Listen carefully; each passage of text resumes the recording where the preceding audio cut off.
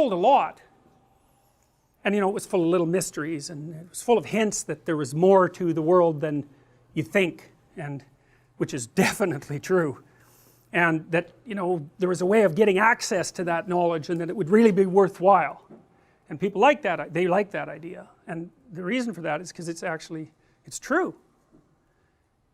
It's true. It's true like fiction is true. So okay, let's go back to the guy who's telling you about his morning. Well, he tells you something exciting.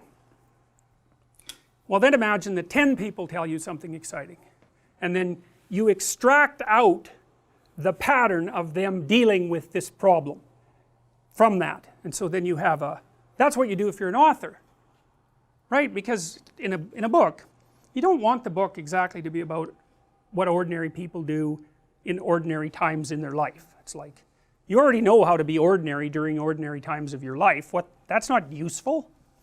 You know, you wouldn't watch a videotape of yourself. Imagine you videotaped yourself during a day, and then next day you watched that. It's like, God, who would want to do that? So what seems to happen in stories is that they distill.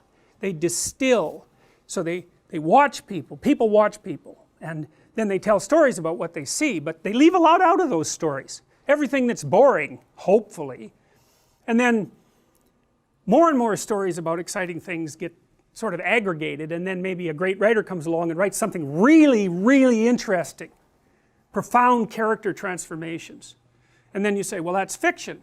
And then you say, well, that's not true, because it's fiction. But then maybe that's not right. Maybe it's more than true, because who wants the truth? The truth is mundane reality, and you've already got that mastered. What you want is the distillation of interesting experience. And you might think, well, why is it interesting? Well, that's a really good question, because you don't actually know, and believe me, you really don't know, because you'll be interested in things that just don't make any sense at all. I'm going to walk you a bit today through Pinocchio, and we'll do that more the next time too. You know, but I want to tell you a little bit about that movie to begin with, just so you know how crazy you are. So, you know the plot. How many people have seen the Disney movie Pinocchio? Okay, so lots of people. So that's strange enough in itself that so many people have seen it, and it's worth thinking about. You know, you tend to show your kids that movie, but you think about the movie, you're doing some pretty weird things when you're sitting there watching that movie, man. First of all, it's drawings, right, and they're low resolution drawings. You don't care, and you watch The Simpsons, or maybe what's that called, the one that's been concentrating on political correctness so much, South Park. God, that animation, man, it's just awful, right? It's just horrible. It couldn't be worse. You don't care. Like round heads, smile, little bit of shuffling, that's a person as far as you're concerned. It's just irrelevant, and if it was higher resolution, it wouldn't help. You just need the bare bones, right, to hang your perceptions on. So you watch this drawing, that's Pinocchio, beautiful drawings, animated in a sequence. You're not watching something real, you're watching a pure construction, and then you think about the plot, it's like, it's completely absurd. Everything about it is absurd. It's like, well, one of the characters is a bug, and he turns out to be like the conscience, and so what the hell is with that? And then another character is this puppet, marionette, and you know, somehow he gets free of his strings and then goes on this adventure, and then you know, he gets enticed into various nefarious places by a fox and a cat, and then he rescues his father from a whale, and you don't even know how his father got in the whale. It's like the last time you see his father, he was in a rainstorm, and the next thing that happens is he's in a whale, and you're sitting there thinking, hey, no problem, this all makes sense. It's like, what, really? Why? How does that make sense? Well, the answer is you don't know. That's the thing that's so cool. You don't know. You don't even know what you're watching. But it doesn't matter. You watch it and you're interested in it. You want to see what the hell happens to this puppet. You want to see if he ends up becoming a real boy, because it seems important. Well, you say, well, is Pinocchio true? Well, that's a stupid question. It's partly a stupid question because the answer is it depends on what you mean by true. And it isn't obvious to me what you should mean when you say that something's true. And the reason it's not obvious is because we have this idea in our society, and it's a very profound idea, and that idea is that the ultimate truth is scientific truth. That tells us about the nature of the world, and it does that in a final way in some sense. There's no brooking any arguments about it, and the physicists have got it right, and that's why they can make hydrogen bombs, and that's a pretty good demonstration of their being right.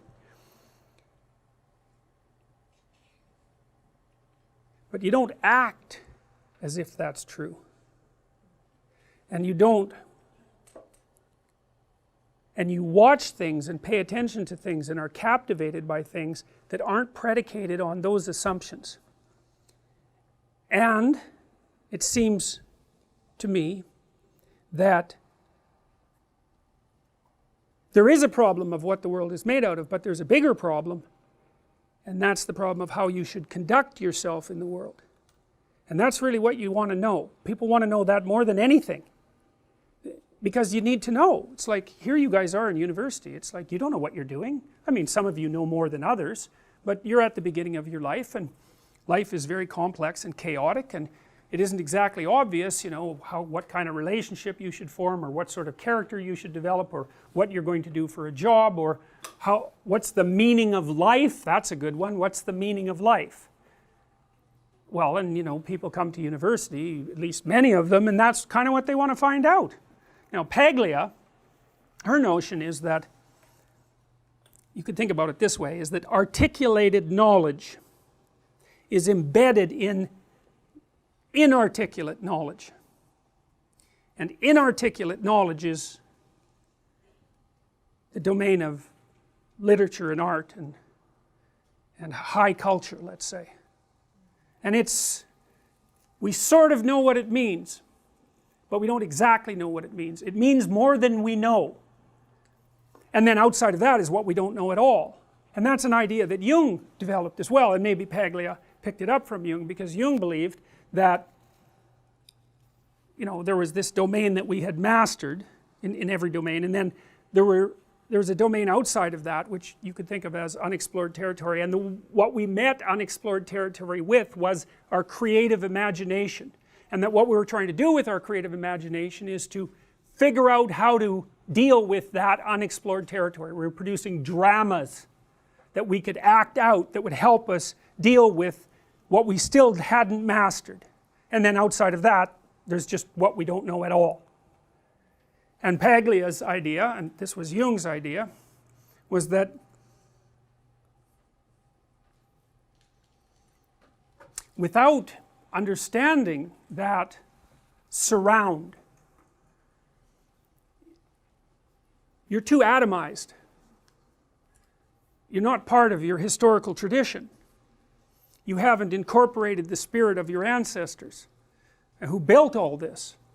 You're just here now, and you don't know what to do either, and you don't know how to maintain your culture, and you don't know how to serve it.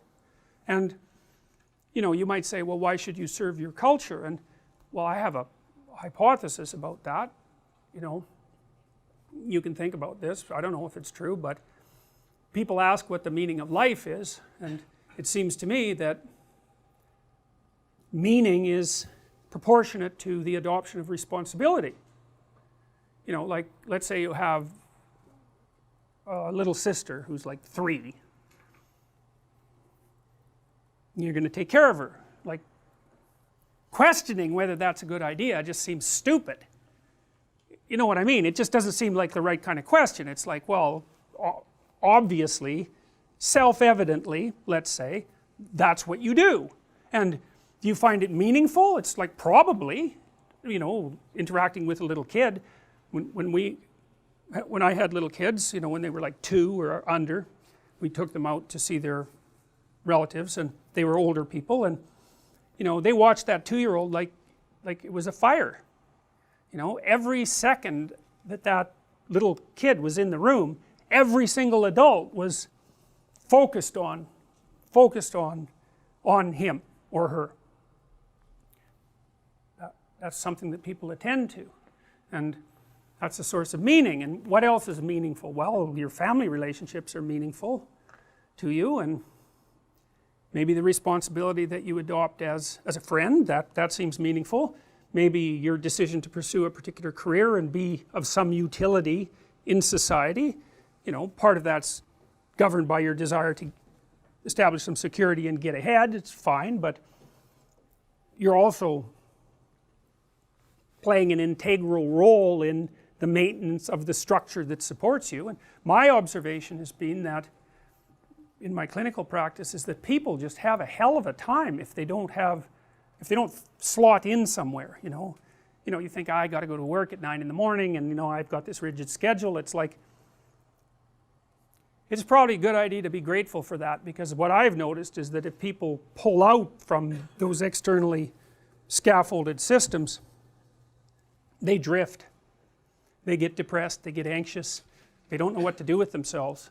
You know, they're kind of like sled dogs with no sled, and we're kind of like sled dogs as far as I can tell, beasts of burden. Like, we need a load, man, we need a load. And the question is, what sort of load do you need? And here's why I think we need that. You know, I've been thinking about how to figure out what's real for a long time, and because I'm an existentialist, I'm operating under the presupposition that you can tell what people believe by watching how they act. I don't care what they say, I don't care what their statements are about their view of reality, because the relationship between that and their actual actions is certainly not perfect, and sometimes doesn't even exist. One thing I've noticed is that no one argues with their own pain. Everyone who hurts acts as if they believe that pain is real. So we could say the ultimate reality is pain. That's how people act. It's in keeping with the claims of many religious traditions. You know, the Jews are always recollecting past pain. I mean, the Christian God is a crucified person. I mean, there's a fair bit of pain there. For the Buddhists, the fundamental maxim is that life is suffering, and it seems to me that there's a metaphysical claim there. And the metaphysical claim is that pain is real. Now, of course, it depends on what you mean by real. But people act as if their pain is real. So that's a good place to start. Now, that poses a problem.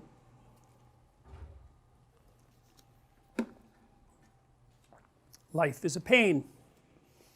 Life is suffering, let's say. And why is that?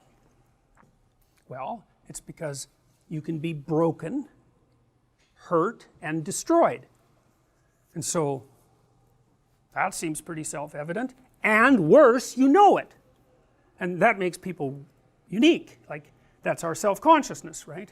That's really what separates us in some sense from other creatures. I mean, other creatures have some self-consciousness, like a chimp can learn to recognize itself in a mirror, and so can a dolphin, but you know, that's pretty bare bones self-consciousness, you know. Real self-consciousness is the knowledge of your borders, and not only in space, but in time. And as far as I can tell, human beings are the only creatures that have discovered the future. And that's really good because we can plan for the future, but it's really bad because, you know, the future's finite, and that's a big shock to the old system. And it's the existential burden that everyone bears, and it's associated integrally with suffering. And so then you think, well, life is suffering, and it's finite, and that's part of the suffering. That's part of what makes you question the value of existing, and maybe the value of existence itself. So then what do you have to use as a weapon against that? Well, you know, we talked a little bit about responsibility. That seems to work. you know, the amount of responsibility that you adopt in relationship to things seems to increase your meaningful engagement. And you might say, well, what's the most meaningfully engaged activity? And you might say, well, how about a little reduction in the old suffering, you know, so you live your life so that you're not causing undue pain, especially pointless pain. That would be good. And maybe you could even be more useful than that, and you could figure out some ways that some suffering, yours, other people's, both, if you're really, you know, hitting a home run, maybe you can figure out some way that some of that could be rectified. And that seems to be meaningful in and of itself. I mean, if it's pain that makes you doubt the meaning of life, which is perfectly reasonable, then the cessation of pain, the cessation of suffering, the minimization of suffering, as a logical corollary, should be the proper medication. And so I would say that means that there's some mode that you can conduct yourself in that makes you a good person. And part of being a good person is to alleviate suffering. And I don't think you get to question that, actually. If the suffering itself is what's making you question the validity of your life, then you can't also say that the cessation of that is not useful. I mean, you can, but it's completely incoherent. You can claim incoherent things if you want.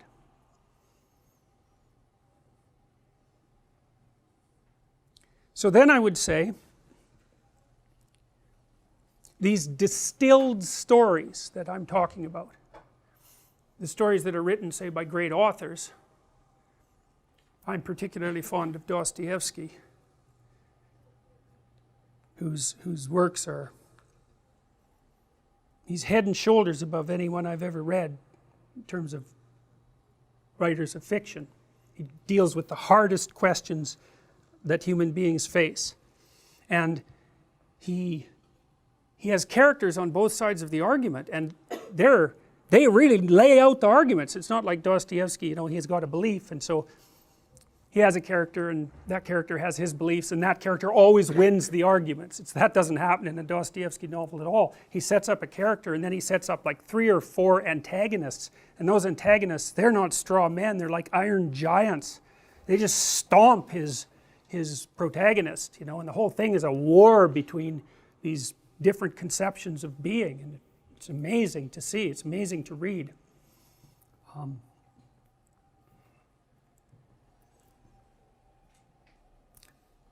So you distill these stories. Great authors distill stories. Great storytellers distill